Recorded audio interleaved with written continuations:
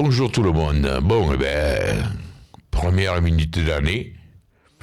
J'en profite pour souhaiter une bonne année, en particulier à mes fidèles partenaires, notamment la Maison Ford, boulevard Rabateau, à mon ami Grégory, et à mon pote Nico de Trotti.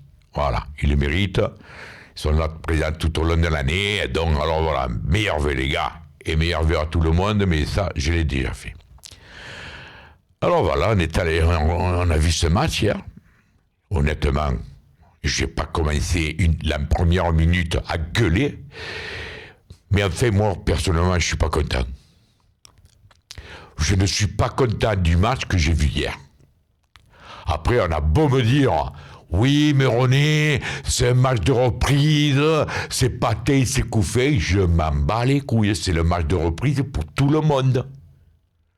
Hier, mon copain Christophe Champy, il avait téléphoné à Aloé, et Aloé, il a dit, putain, nous, on a fait que du foncier aussi, comme l'OM, on se demandait même on se demande comment on va aborder ce match.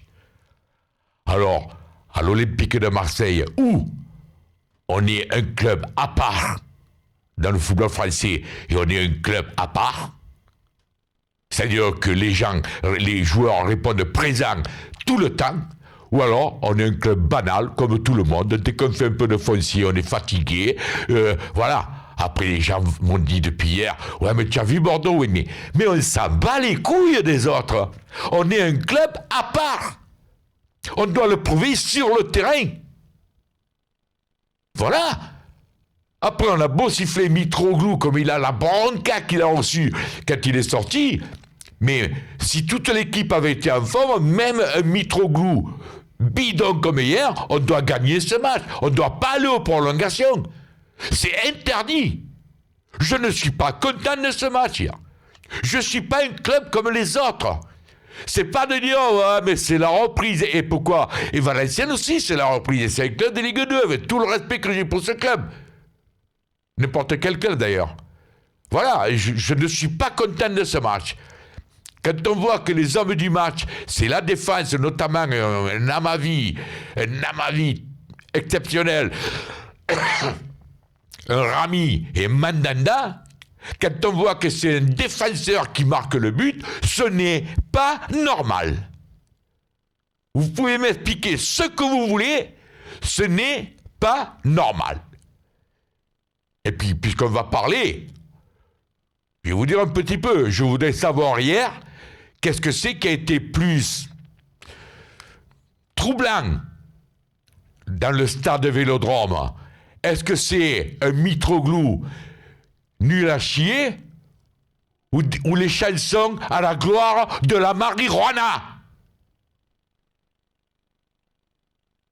Question. Il faut savoir mettre les pieds dans le plat. Voilà, c'est une petite parenthèse que je tenais à souligner. Attendez-le, il y a des enfants de 10 ans, 11 ans. Hier, mon petit-fils, il a 11 ans, est parti avec son petit copain, 11 ans, et son père, dans les virages. Il entendait loin les chansons à la gloire de la marijuana, alors que le petit, on lui explique que c'est de la merde, que c'est pourri. Il revenait, il m'a dit, oh, tu entendais, papy? Ouais, j'ai entendu. Voilà, je referme la parenthèse. Pour revenir à ce match. Alors, on ne va pas encore énumérer, donner les bons points et les mauvais points, parce qu'encore, on va me dire que je tape toujours sur les mêmes joueurs, mais c'est vrai que Mitroglou n'a pas été à la hauteur, mais alors, c'est vrai qu'il a été nul à chier. Bon, mais il y en a d'autres, m'excuserez. Quand je vois qu'un des meilleurs attaquants qu'on a eu hier, c'est assez paradoxal, mais moi, c'est Inge. Moi, Inge, il m'a plu hier. Il s'est battu, peut-être que ça n'a pas été très efficace, mais au moins tu le voyais, il cavalait, il se battait, il a essayé. Inge, comme vous voulez. Vous comprenez les gars? C'est ça que je trouve pas trop normal. Germain, ouais, il a été meilleur que Mitroglou. Il a pas été mauvais. Mais encore une fois, pas transcendant. Mais il a été bon. Je reconnais, s'il avait eu un Mitroglou un peu plus à la hauteur, peut-être il aurait été plus efficace. Mais il y en a d'autres. En plus, malheureusement, Dieu sait si j'adore ce joueur. Pour moi, c'est un des meilleurs joueurs à son poste depuis que je suis l'OM. Un mec comme Gustavo, hier, il était pas trop en forme. Mais un Gustavo pas trop en forme est capable de sortir son épingle du jeu quand même, vous comprenez? Et un Gustavo pas trop en forme, eh bien, on voit que l'équipe marche à cloche-pied. Voilà, c'est tout ce que j'ai à dire sur ce match hier. C'est vrai que seule la victoire est belle, seule la qualification, comme dit Garcia, il y en a qui seront au tirage au sort, d'autres n'y seront pas, mais on y est passé par le trou le trou de l'épingle, là, de l'aiguille, là, les enfants.